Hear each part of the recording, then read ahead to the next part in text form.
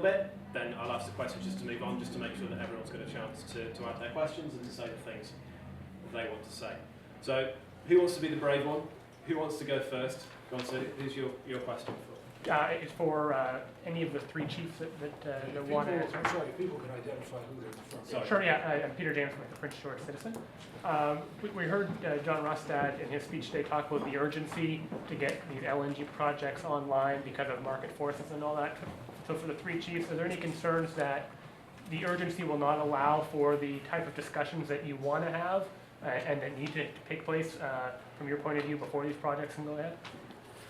Well, I think speaking from the Carrier-Secania Tribal Council and directly relating back to the communities that are directly affected by these pipelines, we're really feeling the pressure from not only provincial government but also the proponents, and that's a bit of a problem because really we should be dealing with the two levels of government or whoever's governing the regulatory process and get discussion there, have our consent, which is free, prior and informed consent before any projects go ahead, before we're dealing with any companies. So I think we're feeling the pressure, and but also there's limited resources to really look at these projects fully and to get that informed consent, and that's it's an issue that all communities that are either affected by pipelines or any of these projects are facing.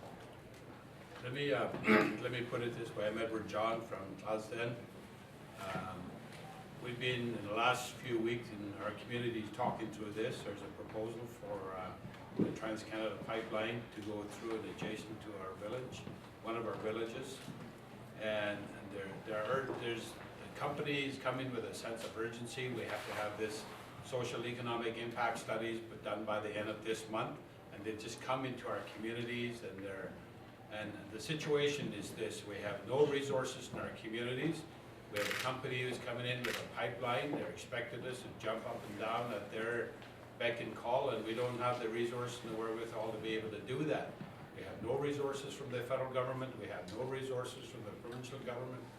And this company has put in $75,000 to try to help offset some of these costs, and that's welcomed by the community. But a significant amount of money and effort is required for the communities to be able to make the kind of decisions that they need, as Tribal Chief TG says. So, you know, that sense of urgency. Of course, they're saying it's market driven. We don't get into market in China or in Japan or Malaysia, we're going to lose the window. But we haven't seen anything from any source that tells us that there is a sense of urgency. I mean, I don't understand international markets or the supply or the demand side over there and what the sense of urgency is, because you know, I've been to China 5 times, no thanks to either government. We've gone there to tell our stories, and the need in China alone is huge. And then we heard from the Japan ambassador, His Excellency, about the tremendous need in Japan. And somebody's telling us there's an urgency here, and we don't understand the source of that urgency except that they're telling us it's urgent. And, you know, we have to slow this process down.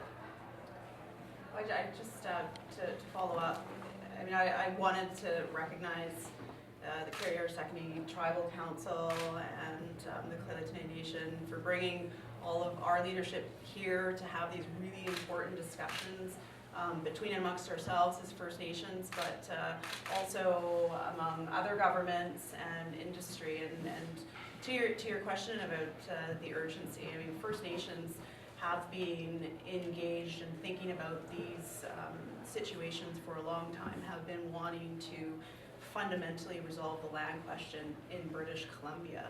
And you know, we're not, as has been said, opposed to development, but not at any cost. So what we're seeking to do is to find a balance between economic development and assuring for future generations that our lands are protected and sustained. And there is a sense of urgency, as we've heard, but you know, our relationship has to go beyond the ribbon cutting or the initial influx of money and has to be fundamentally more sustainable and comprehensive in terms of ensuring that we're in partnership with other governments and industry to actually do as what has been said is to unleash economic potential in this province. And standing in the way of that is Aboriginal title and rights. And with our rights, we have great leverage. Thank you. Any other questions? I do, but this won't really work for our purposes. How we just speak in the scrum or something. You can go one-on-one for me, Yeah. Okay, do you want to grab something on the way out? Yes, Yeah. sure. Okay, fine. Any other questions for the panel generally? Maybe I can ask Minister Russell to kind of respond to what the three chiefs just said, because you did bring up the sense of urgency earlier today. Sure.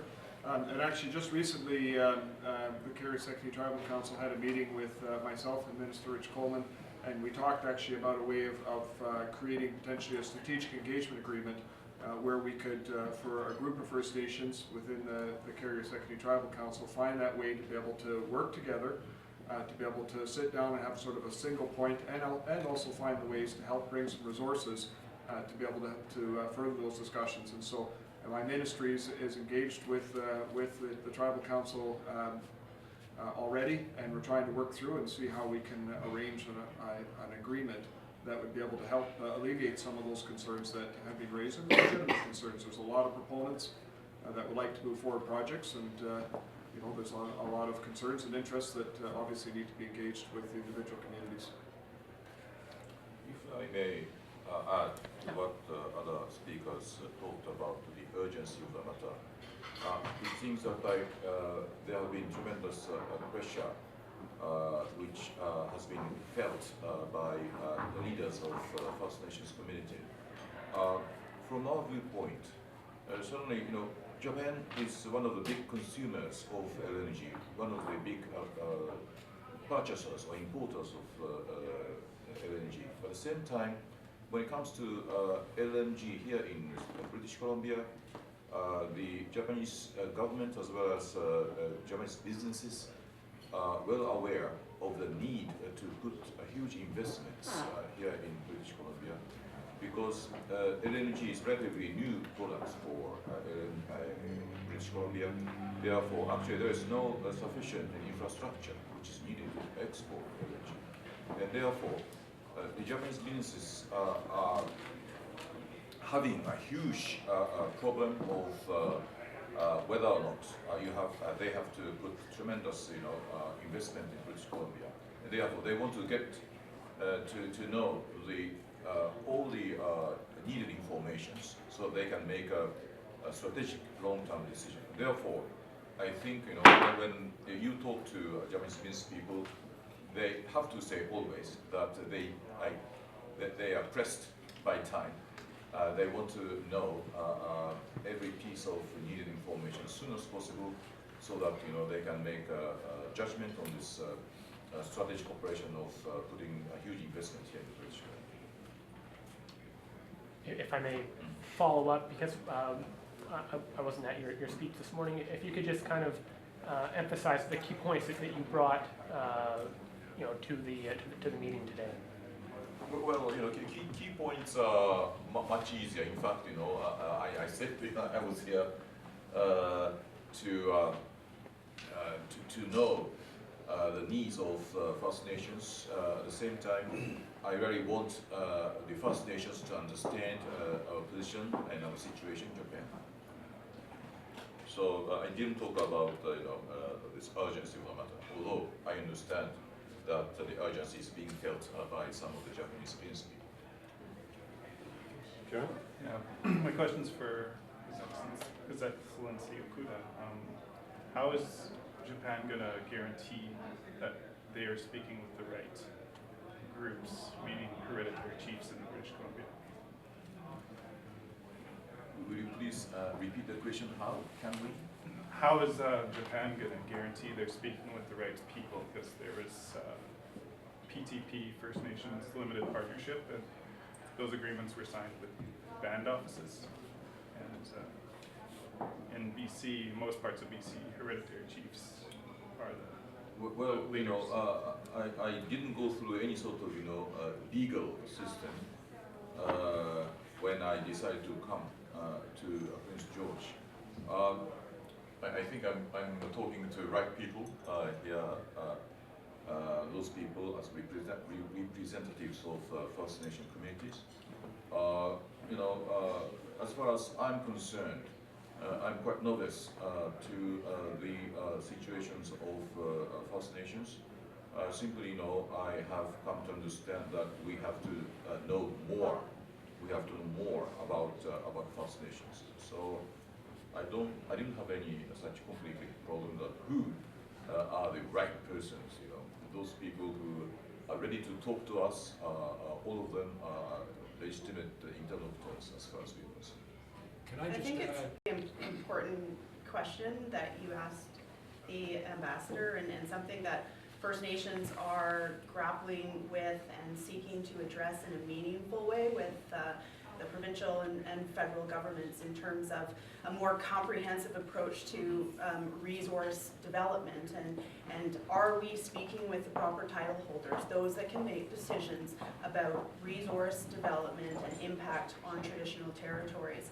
And it lends itself to the reality and the fundamental need to comprehensively address the land question in British Columbia and to support First Nations rebuilding their appropriate systems of governance beyond the Indian Act. And with that comes a significant challenge of shared territorial issues between and amongst our nations, but we are looking for the mechanism and machinery within this country in order to comprehensively address the exact issue that you've spoken about. I just wanted to add, and not in any way to diminish the issues that have been raised here by the chiefs on the issue of timeliness, let's say, and that is that the international energy markets are extraordinarily competitive, and in respect to LNG, Australia is a major supplier, as is Qatar, and the United States has discovered vast amounts of shale gas, as you know, and are building rapidly liquefaction plants with the precise objective of exporting. Countries that have long-term strategic energy needs and therefore the need to diversify their markets are looking to enter long-term contracts. Canada, as the Japanese ambassador has said, amongst other advantages, has an advantage in terms of proximity, relative proximity, and of course the fact that we are a stable democratic country who would be a reliable supplier and honors its contractual obligations. Nevertheless, there are others, and to the extent that longer-term contracts are signed by other countries, they're not available to us. And so, without diminishing any of the other issues, that is a very serious consideration. Bill, did you have a question that you wanted to ask? Second again. Oh, yeah. Just switching a bit to the Chiefs, probably more specifically for Terry. Bill Phillips from the Prince George Free Press. I know we're not completely through this summit, but do you think so far you were achieving what you set out to, and where do you go from here after this? Well, yesterday there was a workshop. It was kind of the first day of this, and we saw a lot of presentations of not only what other First Nations are doing outside of this country, such as the Southern Ute Tribe, but we also learned the issues of the Northeast and how development is really affecting the people there where the gas is being extracted, and also presentations from the Four Nations in the Squamish territory, how they overcame their differences in terms of dealing with the Olympic issue. These were four communities. Some of them had litigation against each other. So I think in that sense, I'm trying to see where we can come together as a collective here. The idea of this conference is is really to have frank discussion about all these projects. There's elected chiefs, there's hereditary chiefs, the more voices we hear, the more communication, which is very important in the decision-making process. To make a free, prior, and informed decision is paramount for all our people who are concerned about our environment and our land. Just let me add to just one point to what Terry said about free, prior, and informed consent. I heard, I think it's really important just to put all the issues on the table, and we'll have to sort it out and work through it, which is part of what the chiefs will have to do, and which is what we'll have to do with both governments. I mean, these issues, they're important issues. But we heard about free, world-class standards for tanker traffic, tanker safety, world-class standards for pipelines, pipeline safety.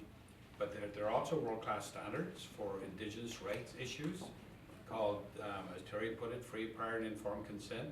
These standards are in the United Nations Declaration on the Rights of Indigenous Peoples, many of which has been confirmed and supported by the Supreme Court of Canada. And so I really think it's important that we don't just talk about world-class standards in relation to some important development initiatives in this province. For us, the land is absolutely critical, and what we do and how the responsibilities that we have is to the land. Now, if somebody wants to build a pipeline through that land, then we need to have a very thorough assessment of what it means. Or if they're going to develop in the northeast British Columbia, as you heard from Tribal Chief Liz Logan and Harley Davies at the end of the question period, about the multiplicity of wells that are being planned for that area. Huge impacts. What does it mean for those peoples in those communities? So, these world-class standards it's not just world-class standards for pipelines and tanker traffic. We better have world-class standards for engaging, as the two ministers said, engaging Indigenous peoples. What are those standards? As Tribal Chief said, free, prior, and informed consent. Okay, I'm afraid, guys, we're going to have to wrap it up there because some of these guys are needed downstairs now. But if any of you do have time to stay and talk to me, then please do. Thank you, everybody. If you have any other questions,